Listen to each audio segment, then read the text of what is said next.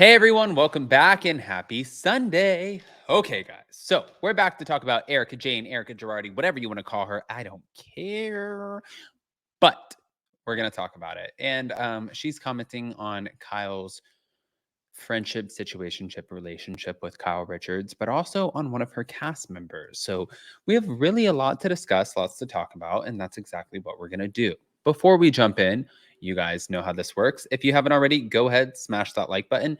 If you're not subscribed, get subscribed. Don't forget to hit that notification bell. And also don't forget that tomorrow we are going live for Hot Messy Topics.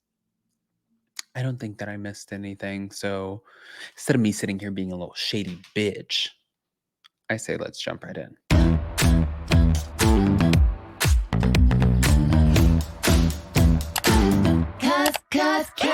No one can do it like we do it, like we do it, like we do it. Cause no one can do it like we do it, like we do it, like we do it. I like to do like the heart palpitation thing. Okay, guys, we're back to talk about Erika Jane, Erika Girardi, Erika Jaffrardi, whatever you want to call her. You know, before I get into this, everybody was asking me, Adam, did you watch Bet It All on Blind? And I said, yeah, I did. We saw a new side of her. I'm going to say this. I sympathized, I empathized in a certain there are some people, different content creators, different fans, different people who will fight on behalf of Erika to the depths, right? And that's not me. I think that the way that she talks about the victims, the way that she took her ass onto the reunion and she was like, I went there because my team said it was a good idea to talk to the victims. I think that I think there's an element of being shallow. I think that she does not care. I think that she has no empathy for the victims. I think that, well, who gives a shit what I think, right? But I'm entitled to my thoughts. These are the thoughts that, as somebody on the outside looking in, I look at her and I'm like, you seem to be like an awful human being.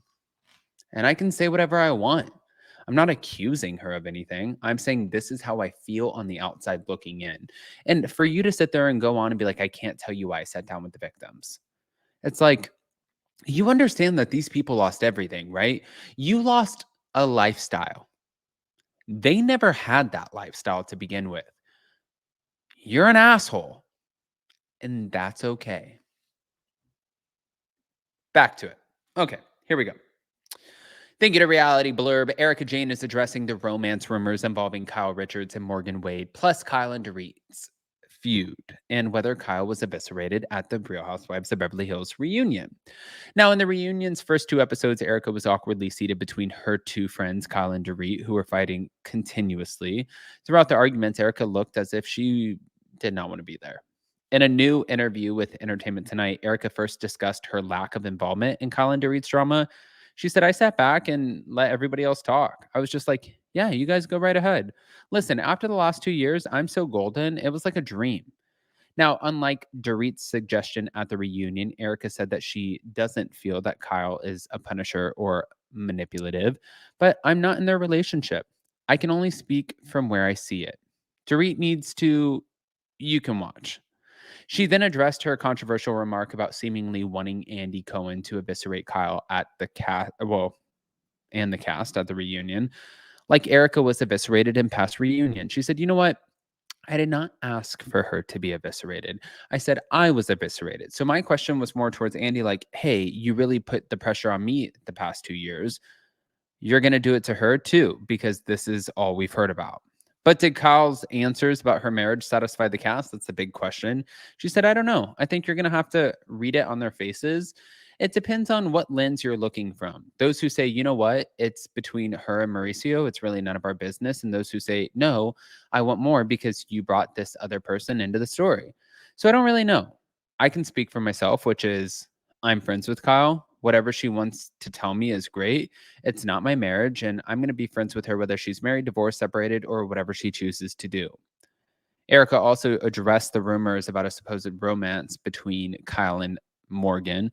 She said it's hard to live in a place like that where there's so much speculation as to whether they're friends or more than friends. And it's like, you know what?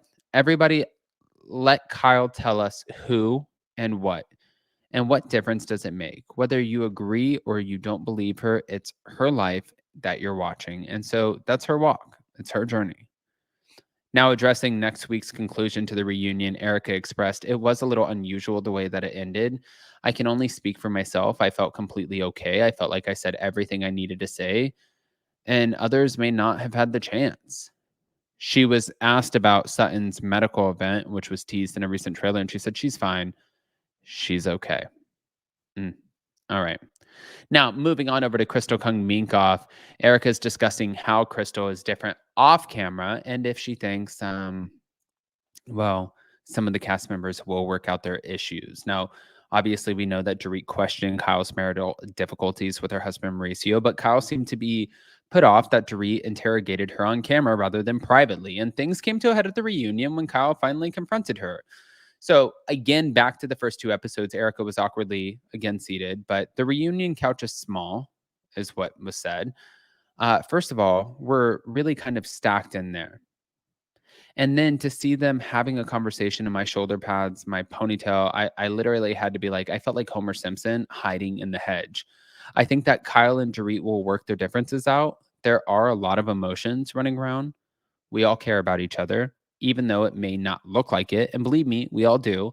There are some things that the audience will never know that we know about each other and other things that we've held on to or kept.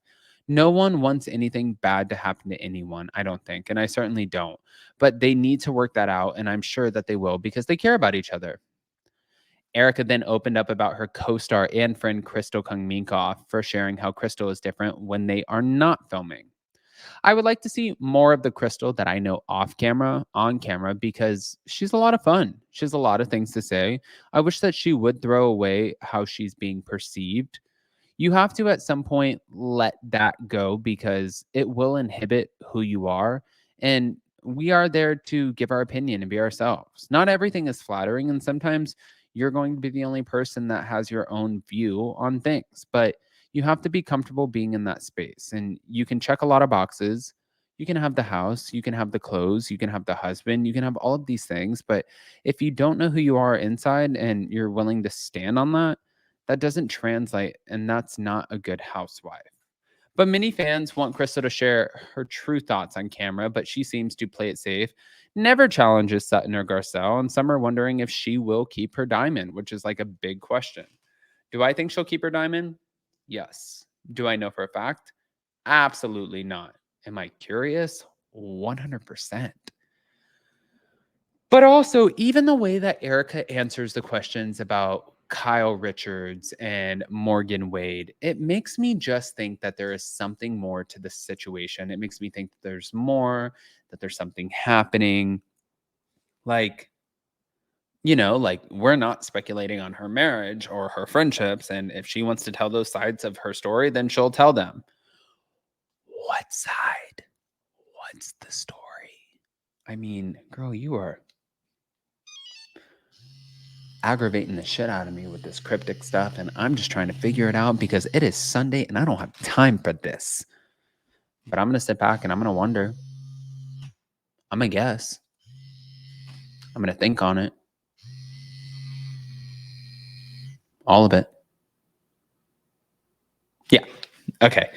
I'm done playing around, guys. The last 2 days, I think I've been on like 7.5 hours of sleep. So this is the Adam that you get on Sunday. It is only, I think it's 10:57 in the morning and the times just changed. So, and my camera just went out. But yeah. I love you guys. We'll see you later. Smash that like button, show some love. See you next time.